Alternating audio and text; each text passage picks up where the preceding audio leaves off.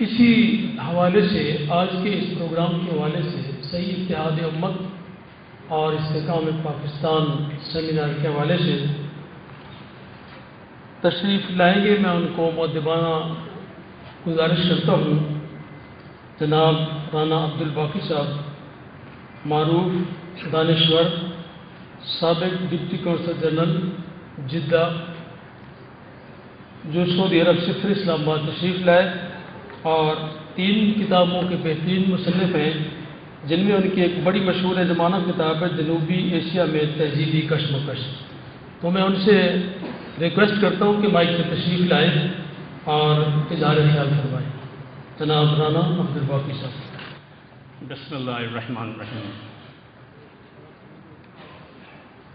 معزز خواتین و حضرات،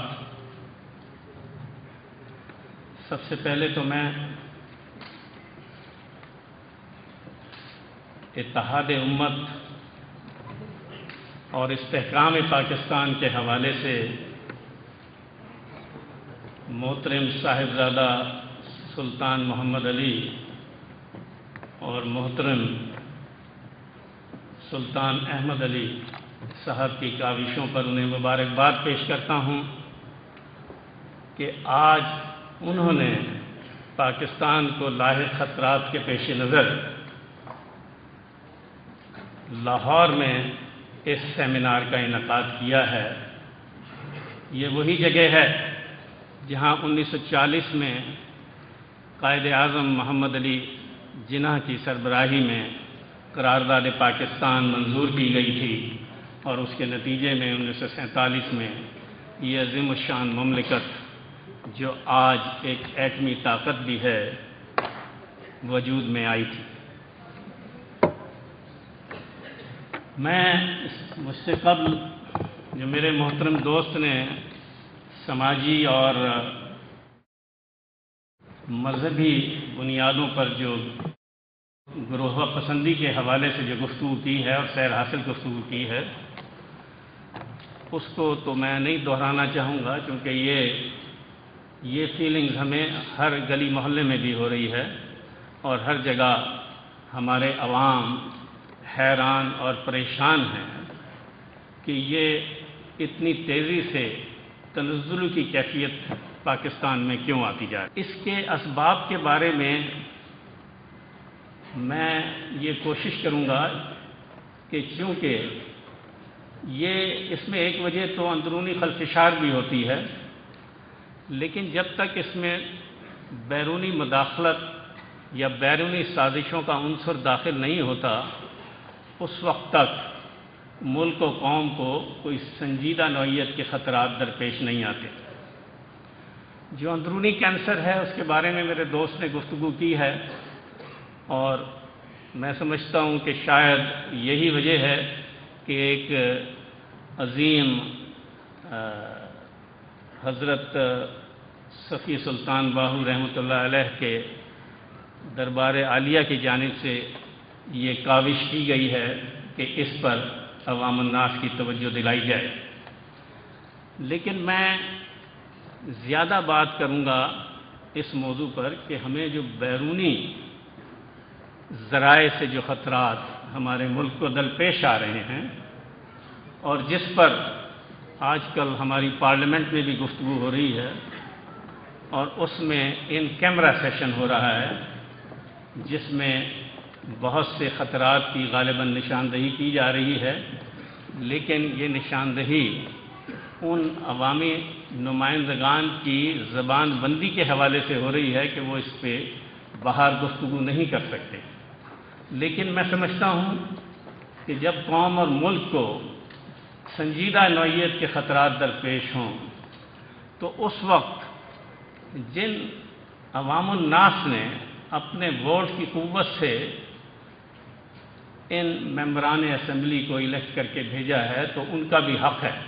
کہ ان کو ان خطرات سے آگاہ کیا جائے، کیونکہ جب تک ان کو ان خطرات سے آگاہ نہیں کیا جائے گا اس وقت تک وہ قومی سلامتی کے لیے اور اس کی یکجہتی کے لیے کس طرح اٹھ کھڑے ہوں گے. تو ان کو اندھیرے میں رکھ کر اور ان سے بہت ساری باتوں کو چھپا کر ہم کس طرح یہ توقع کر سکتے ہیں کہ عوام الناس کے دلوں میں اس ملک کے لیے ایک دفعہ پھر وہی جذبہ جاگے گا جو قائد اعظم محمد علی جناح کے زمانے میں جب انہوں نے محسوس کیا کہ مسلمانوں کو ہندوستان میں ایک ان کے جائز حقوق سے محروم کرنے کی سازش کی جا رہی ہے، تو وہ اس وقت اکٹھے ہوئے۔ تو یہ یکجہتی سے ہی اور عوامی سطح پر، گلی محلوں کے سطح پر یکجہتی سے ہی ہم ان مسائل کا مقابلہ کر سکتے ہیں۔ برصغیر ہندوستان میں مسلمانوں کی تعداد آج بھی دنیا بھر کے مسلمانوں کی تعداد کے حوالے سے اگر جائزہ لیا جائے تو 1/3 مسلمان اس برصغیر میں، دنیا کے 1/3 مسلمان اس برصغیر میں بستے ہیں۔ تو اس حوالے سے ان پر ایک نظر کرم جو ہے وہ خاص طور پر بیرونی ذرائع سے ہو رہی ہے، اور بیرونی ذرائع اسی حوالے سے سازشوں میں مصروف ہیں کہ یہ ایک ایٹمی طاقت ان کے لیے کل کو مسائل کا سبب نہ بنے۔ تو میں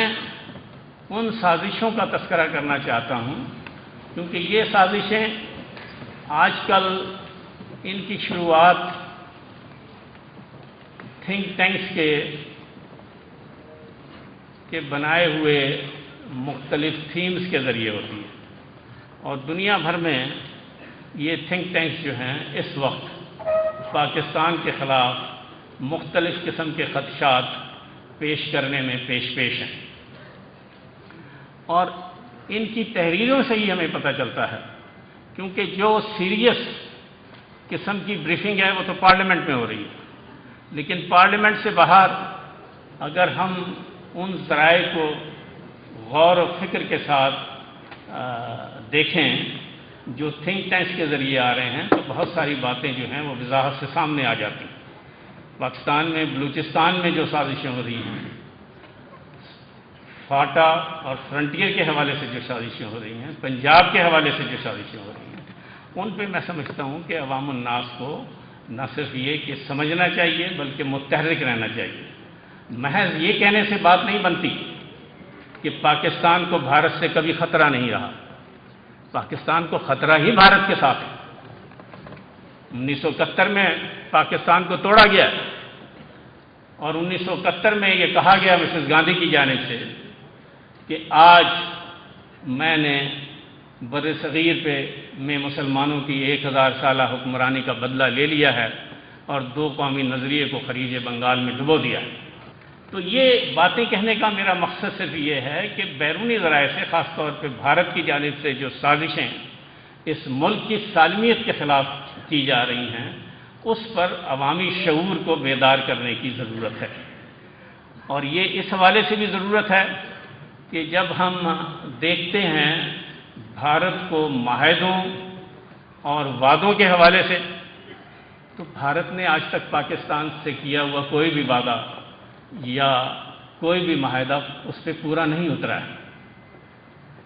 3 جون 1947 کو جب تقسیم ہند کا پلان آیا،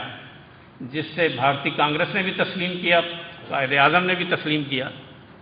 لیکن اس کے فوراً بعد جب آل انڈیا ریڈیو سے تقریر کرتے ہوئے جواہر لال نہرو نے کہا کہ ہم نے اس تقسیم کو مجبوراً تسلیم کیا ہے اور وقت آئے گا کہ یہ تقسیم جو ہے انڈن ہو جائے گی، تو یہ بنیادی طور پہ اسی دن سے انہوں نے تسلیم نہیں کیا۔ پھر 1947 میں کشمیر میں وہ خود مسئلہ کشمیر کو اقوام متحدہ میں لے کے گئے، اور وہاں پر 2 قراردادیں